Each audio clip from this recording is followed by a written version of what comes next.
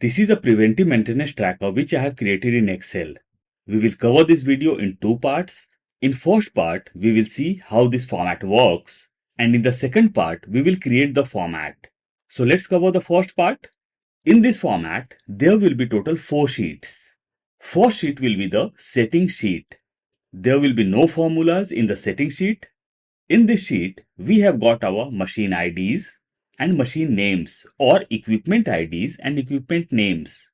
Just after that, we have got our frequency and days. If it's daily, we have got 1. If it's weekly, we have got 7.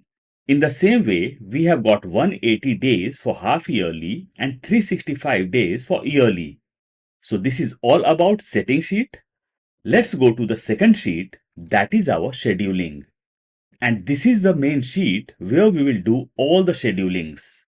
In scheduling sheet, we have got our machine IDs and machine names or equipment IDs and equipment names.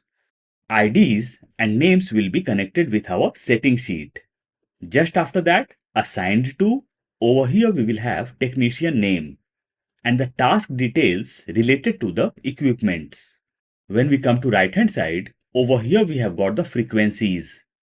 Currently I have selected daily and in days it's showing 1.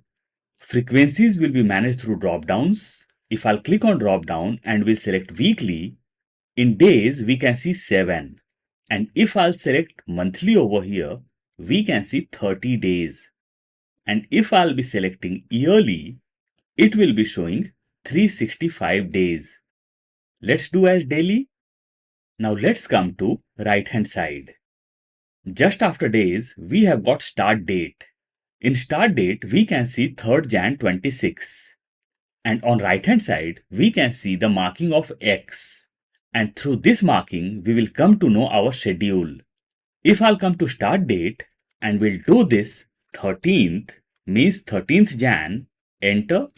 Our scheduling is starting from 13th Jan. And the marking of X is on daily basis. If I'll click on drop down and we'll select weekly, my markings got changed. Now the markings are on weekly basis. And if I'll do this fortnightly, now the markings got changed. We can see the markings after every 14 days. Let's keep as daily. On top we have got our month, means we have to change the start month from here. We have got the drop down. In the same way, we have got drop down for year also. And we have to change the start year from this cell. Just after that, we can see month range from January 26 to December 26. If I'll come to month and we'll do this March, now we can see the month range as March 26 to Feb 27. And if I'll do this April, all the things got changed. When we come down, over here we can see start date as 1st April 26. If I'll do this January, now we can see start date as 1st of Jan. When the months will be changed, our dates, day and day number will change automatically. Let's come to right hand side. When the months will change, our color will be adjusted automatically. Over here we have got 31st Jan and from here 1st February is getting started. Cell colors of Feb is different from Jan. Let's come to Jan and let's do this April.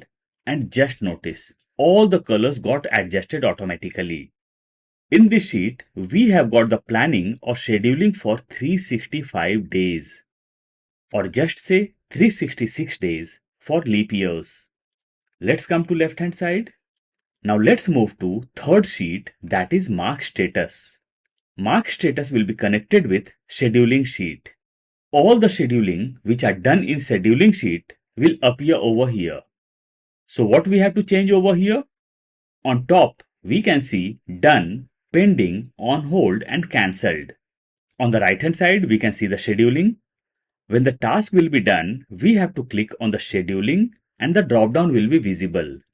I'll click on the drop down and we'll select D. Just notice on top, we can see 1, means one task is done. Pending task got reduced. Let's select done over here also. And things are getting changed. We'll click on drop down and this time I'll select on hold. And over here we can see on hold as 1, done as 1 and pending task as 836. If I'll come to left and we'll select on hold over here also, now done task is 0, on hold is 2. If I'll click on drop down and we'll select cancelled, now we can see on hold is 1 and cancelled is 1. One thing to mention over here, once we will select anything from the drop down, our formula will be erased. In case you want to get back the formula, click on the cell where we have got the formula and drag it to the cell where formula got removed. And our formula is back again. So over here in this sheet, nothing will be changed apart from selecting the things from the drop down. Our fourth sheet is filtered list. This sheet will be connected with scheduling and mark status, means from last two sheets. In case we want to check our schedules and status date wise or date range wise, we can check from this sheet. On right hand side, we can't see any scheduling or status. On top, our date range is from 1st Jan 26 till 10th Feb 26. When I'll go to my scheduling sheet, over here my scheduling is from April. Only reason we are not able to see anything from Jan. Let's do this as January.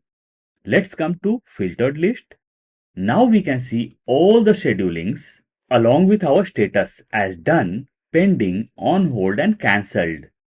When we come to right hand side, over here we can see the scheduling till 10th of February.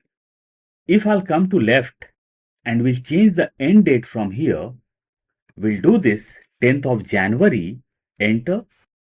Now we can see the scheduling as well as status till 10th of January. So the only thing what we have to change in this sheet is our date range, nothing else. Let's go back to our scheduling sheet.